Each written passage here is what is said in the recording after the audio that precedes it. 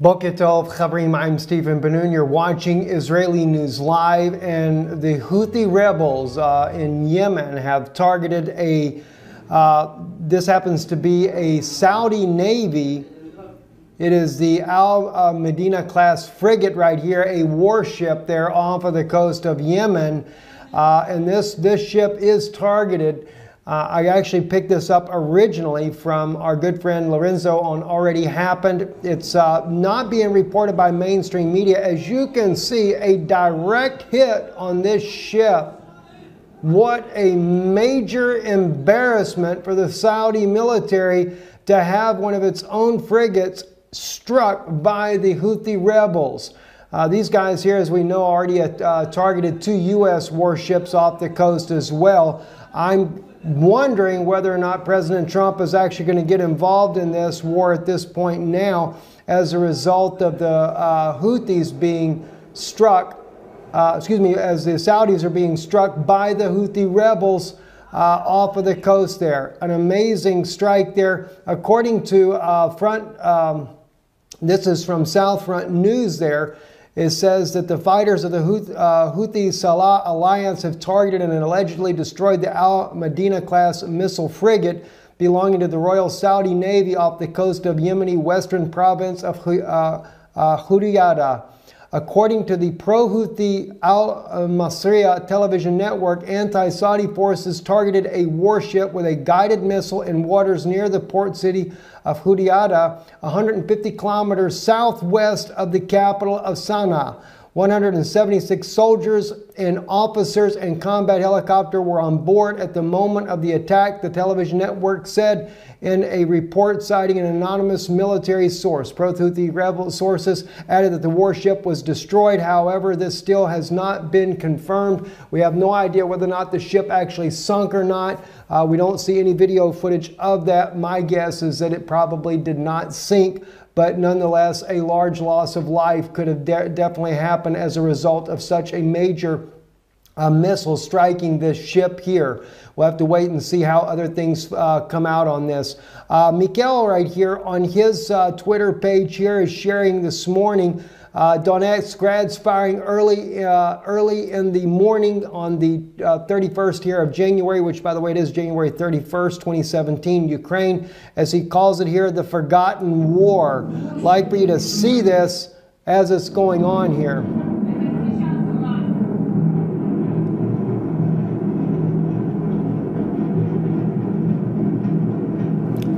This is what's going on daily in Ukraine and eastern Ukraine on the Donetsk fronts there.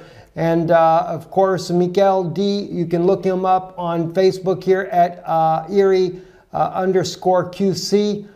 Incredible information he's able to bring out on the events that are happening in Donetsk. We keep up with Mikael a lot to find out what happens all along the front lines of Ukraine there, because he's one of the best sources. He's an independent citizen journalist. Research and analysis of worldwide events there is what's written on his page there. So I have to really thank Mikael for the heads up. Many times he has good information on what's happening there inside of Ukraine. Also, just a quick little news tidbit here. President Donald Trump is practicing what he did in the TV series that he did, You're Fired. Trump fires acting attorney general for refusal to enforce extreme vetting order. That is right here. You can see this is Miss Sally Yates is replaced with Dana Bonet. Is the new acting attorney general there, but President Donald Trump has fired this acting attorney general, Sally Yates, making Dana Bonet, the U.S. attorney for the Eastern District of Virginia, the new acting attorney general. Yates was relieved of her post Monday, just hours after news broke that she was instructing Department of Justice lawyers not to defend the executive order.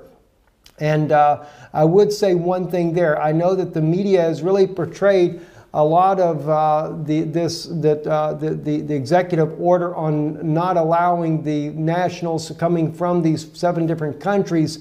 One thing I'd like to clarify, and I picked this up on RT. Some of you have been making comments about this as well. There was only 109 people that were actually detained, not allowed to enter into the United States from over 3 I think it was over 3,000 that were coming in. So it's not as big of a deal as what some are making it out to be. RT also noted this. I know that RT is not supporting the idea per se of stopping people from coming in, but they also have noted that the 7 countries that were being banned was not President Trump's initial executive order. His order was dealing with Syrian refugees. It was actually an order that had been signed by President Barack Hussein Obama, and that had been signed last year, in fact, about these people coming in from these countries. We just never did see this before, and so therefore the details were sketchy for us in the beginning, but it's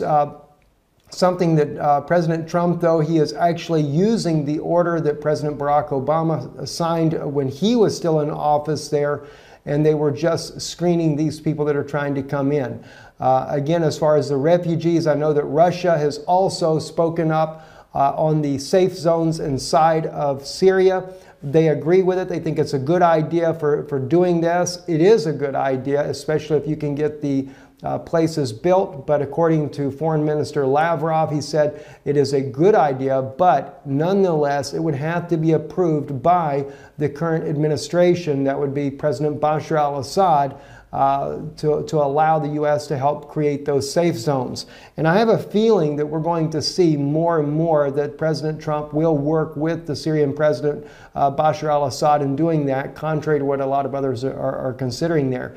And I'd like to add as well something we're kind of watching on this. We're seeing a major upset, a major shakeup that is going on, something I'm going to be digging deeper into. Yana is also digging in the background with me to help me put this together, and that is we are watching a war of sorts that is happening among the elite classes since President Donald Trump has taken office. And that war is also is seemingly coming right out of the Vatican itself. Not that Donald Trump is against the Catholic Church or the Catholic bishops, etc. He's very close friends, very close ties inside of the Catholic Church, but we see what Pope Francis has done recently with a major shakeup in the Knights of Malta. He has also ordered that all Freemasons be expelled from the Catholic Church. It's a major shakeup going on, and it seems like there is a struggle within inside of the Vatican itself. I am watching this carefully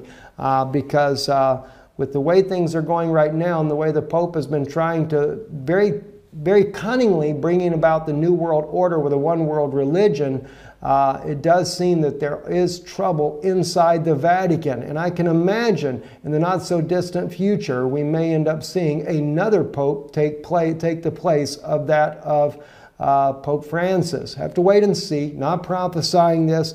I just have a feeling that the way things are going, if some of the elites of the world get their way, they will actually change that Pope and bring one that is probably more in line with the ideology of President Donald Trump. Now, that may seem a far-fetched thing to say, but watch what's happening. Watch closely as we see that of England with Theresa May following in the footsteps of President Trump.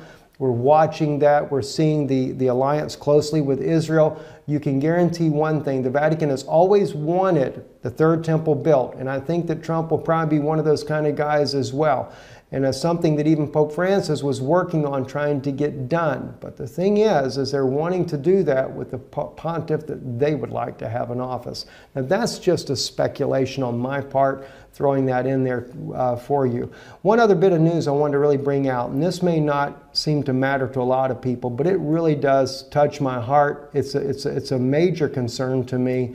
BBC has released a report here, and it is about the theft of little baby chimpanzees, the secret trade in baby chimps. It's done by David Shukman and Sam Paranti. That came out yesterday. I'm going to put this in the links below for you guys, but this is a major trade market that is going on, a secret network of wildlife traffickers selling baby chimpanzees. They're being ripped from their mothers, taken away, and then sold on the black market. They're placed in little crates and stuff, shipped around the world. People are buying them for pets and stuff. And this is the type crates that they're stuck in and transported off. The chimpanzee is so close to that of a human being. As far as features and looks and things like that, I don't believe in evolution, by the way, but I'm just, trying to give you an analogy there. Other than the mental capacity, but they have feelings. Even chickens have feelings. A lot of people don't realize that, but studies have shown chickens, cows, cows weep before going to the slaughter, etc.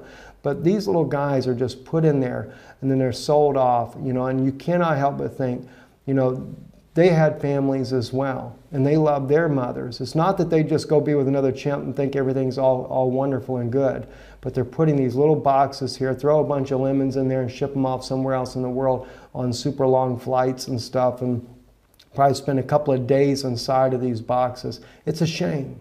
It's a crying shame. It's really a shame. But I made a comment about this article here myself, and I said, what's even a greater shame too is that yes, the BBC brings this out, but what about the different governments around the world, the United States, Britain, European governments as well, that use these chimpanzees and raise them in there for test lab animals as well to see how they react to different medicines and things of this nature? That's a crime as well. Anyway, I'm Stephen Benoon. You're watching Israeli News Live. Shalom.